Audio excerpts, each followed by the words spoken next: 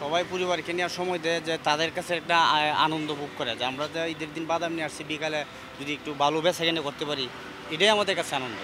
ওই উপলক্ষে ওই হিসাবে আমরা ঢাকা আছি যে ঈদ উপলক্ষে 2-4 দিন একটু সংশোধন ভালো লুক হয় যেন আমরা একটু ভালো বেচাকেনা করতে পারি এই আশায় আমরা আছি। ঈদ তো সবার জীবনে বয়ে আসে, ঠিক আছে, কিন্তু কিছু কিছু ক্ষেত্রে আমরা মনে করেন সেটা পালন করতে পারি না দারিদ্রতার অভাবে, ঠিক আছে। টাকা পয়সা মনে করেন আমরা দিন কাজ করি দিন খাই, দিন আনি দিন খাই, ঠিক আছে। একদিন কাজে না গেলে পরের দিন হয়তো একটু কষ্ট করে চলতে হয়। এই ঈদের দিন সেটা মনে না কইরা কিছু টাকা রোজগারের জন্য আজকে বাইরেছি, যাতে একটু ভালো কাম করতে পারি। আমরা ছোটোর দিন আর কি ঘোড়ার গাড়ি না অনেক শখ ছিল, এই কারণে আস্তে আস্তে এটাই আইছি। ইনশাল্লাহ দিলে মনে করেন ঈদ লিয়ে বলার মতো কিছু না, এটা বছরকার একটা দিন। খুশি মনে গাড়ি চালাই, খুশি মনে বাসায় যাই, বাপ মার সাথে ঈদের দিন ভাত ভুট খাই।